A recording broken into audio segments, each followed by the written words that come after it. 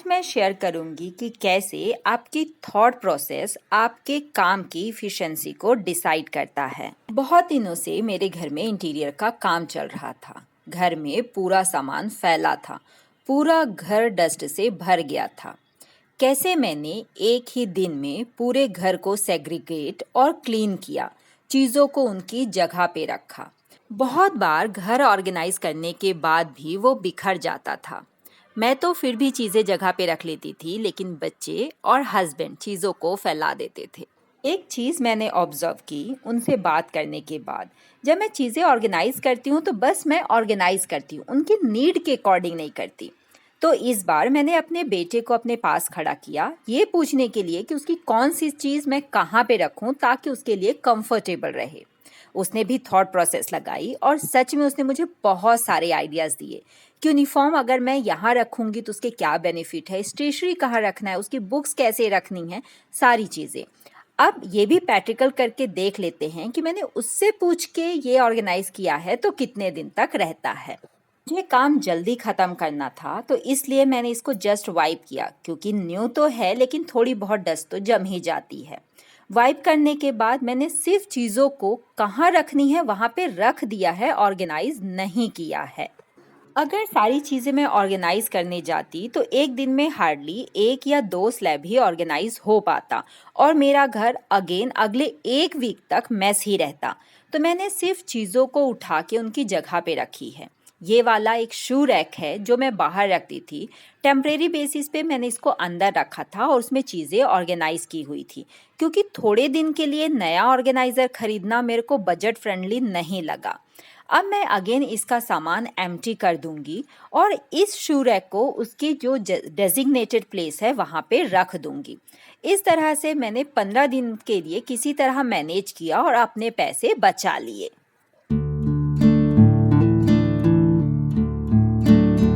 बेटे की पहली नीड थी कि उसको सुबह यूनिफॉर्म बिना स्ट्रगल के मिल जाए, तो मैंने यूनिफॉर्म यहाँ रखी। उसकी टाई, बेल्ट और आईडी कार्ड दोनों ही यहाँ एक साइड बॉक्स में रख दिया।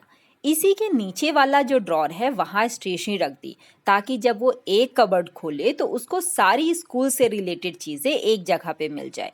उसकी दूसरी तरफ मैंने उसके डेली वेयर के कपड़े और नीचे की तरफ बुक्स रखी हैं। ये कबर्ड मैंने बड़ा इसीलिए बनवाया है ताकि एक ही जगह, एक ही कबर्ड में उसके कपड़े, बुक्स, स्टेशनरी सब कुछ ऑर्गेनाइज हो जाए। मैंने यहाँ चीज़ें रख दी हैं और जब मैं ऑर्गेनाइज करने बैठूंगी तो एक एक स्लैब मैं ऑर्गेनाइज कर दूंगी। सारी चीज़ें अपनी जगह पे है तो मुझे बार बार उठ के जाना नहीं है, बस लाइनर बिछाना है और चीज़ों को प्रॉपर ऑर्गेनाइज कर देना है। ये बेनिफिट होता है जब आप चीज़ों को एक जगह पे सेग्रीगेट करके रख देते हैं। वीडियो का जो सेकेंड पार्ट है, मैं ओल्ड बेडशीट को न्यू में कन्वर्ट कर रही हूँ। न्यू तो नहीं, आप ऐसा बोल सकते हैं कि वो बेडशीट जो पूरी खराब हो गई है या फट गई है, उसको आप अगेन अगले 3 से 6 महीने तक अच्छे से कैसे यूज़ कर सकते हैं। जब हम बेडशीट बिछाते हैं तो उसका जो बीच वाला पोर्शन है वो खराब हो जाता है या फट जाता है, जबकि साइड वाला पोर्शन काफ़ी स्ट्रांग ही रह जाता है।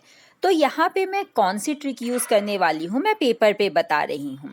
सपोज़ ये आपकी बेडशीट है और यहाँ साइड में वो अच्छी है और मिडिल में वो थोड़ी सी खराब हो गई है या फिर फट गई है, कुछ इस तरह से। इस बेडशीट का अगर साइड का पोर्शन अच्छा है, बीच में अगर वो फटा है तो वो फटा हुआ पोर्शन आप कट करके निकाल दीजिए। मैं अज्यूम कर रही हूँ कि सिर्फ अभी वो खराब हुआ है, फटी बेडशीट नहीं है।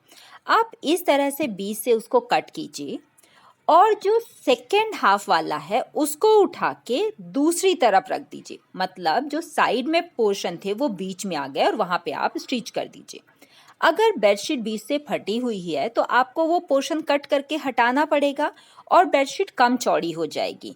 तो आप कोई और कपड़ा लेके जो लगभग मैचिंग का हो, कोई दुपट्टा, कॉटन का अगर है या कोई साड़ी, वो इस तरह से सैंडविच करके आप डिज़ाइनर बेडशीट बना सकते हैं।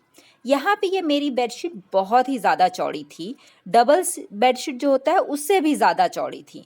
तो मुझे जो बेड का साइज़ चाहिए वो +6 इंच दोनों तरफ टक इन करने के लिए, मतलब बेड की चौड़ाई +12 इंच एक्स्ट्रा मैंने लिया है। टोटल मुझे यहाँ पे 82 इंच का बेडशीट चाहिए।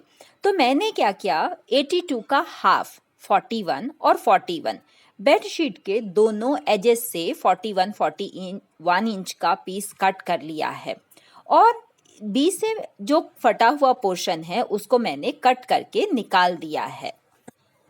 गर्मियों में हमें स्वेटिंग बहुत ज़्यादा होती है, तो बेडशीट लगभग हर दूसरे दिन मैं चेंज करती हूँ। आप जितना ज़्यादा बेडशीट धोएंगे उतनी जल्दी ही वो ख़राब होगी, ऑब्वियस सी बात है। तो मैं इस तरह की जो पुरानी बेडशीट होती हैं वो गर्मी में यूज़ करती हूँ। उससे आप अगर बार बार धोएंगे, ऑलरेडी वो रिसाइकल की हुई बेडशीट है, तो आपको ज़्यादा फर्क नहीं पड़ता। और जब बारिश आ जाए या ठंड आ जाए या दिवाली, जब आपको नई बेडशीट खरीदनी है आप न्यू खरीद लीजिए। तो मैं समर का वेट करती हूँ बेडशीट को रिसाइकल करने के लिए। यहाँ पे एक बहुत ज़रूरी चीज़ ये है आपकी थॉट प्रोसेस। मैं मन में कभी भी नहीं लाती कि बेडशीट पुरानी है, मैं उसको रिसाइकल कर रही हूँ, अपने पैसे बचा रही हूँ। मैं जब भी कोई काम करती हूँ मैं हमेशा पॉजिटिव माइंड रखती हूँ। जैसे कि यहाँ पे मेरी थॉट प्रोसेस है कि मैं एक डिज़ाइनर बेडशीट बना रही हूँ, उसको प्रॉपर स्टिच कर रही हूँ, मैं अपनी क्रिएटिविटी दिखा रही हूँ, इस तरह की थॉट प्रोसेस। जब मैं ये सब सोचती हूँ तो मैं उसको बहुत अच्छे से काम करती हूँ। मैचिंग का धागा लगाती हूँ, स्ट्रेट स्टिचिंग करती हूँ, बहुत ध्यान से करती हूँ अपने परफेक्शन के लेवल पे। इस तरह से मेरा काम बहुत अच्छे से हो जाता है और मुझे प्राउड भी होता है। अगर निगेटिव थॉट रहेंगे तो कहीं ना कहीं हमारे मन में डिप्रेशन या गिल्ट होगा। तो हमारी थॉट प्रोसेस बहुत इम्पॉर्टेंट है। बेडशीट मैंने बीच से सिल ली है और दोनों एजेस पे, क्योंकि अब मैंने मिडिल का पोर्शन साइड में किया तो ओपन है, तो उसको भी इस तरह से फोल्ड करके हम स्टिच कर लेंगे। इसी तरह दूसरे एंड को भी आप फोल्ड करके स्टिच कर दीजिए, क्योंकि वैसे भी ये टक इन होके अंदर जाने वाला है। तो अगर यहाँ पे थोड़ी ये कमज़ोर बेडशीट भी है तो कोई फ़र्क नहीं पड़ता। मैं आपको ये बेडशीट बिछा के दिखाती हूँ। आपने बिफोर देखा ही था, अब देखिए, क्योंकि साइड के पोर्शन मिडिल में आ गया है तो ये न्यू जैसे दिख रही है। आप मिडिल का पोर्शन देख सकते हैं, कंपेयर टू एजेस ज़्यादा ब्राइट लग रहा है।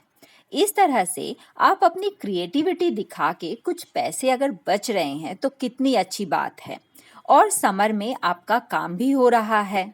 इस तरह से मैंने 3 ओल्ड बेडशीट को अभी कन्वर्ट किया है और उनको मैं नेक्स्ट 3 मंथ यूज़ करने वाली हूँ पूरे समर के दौरान।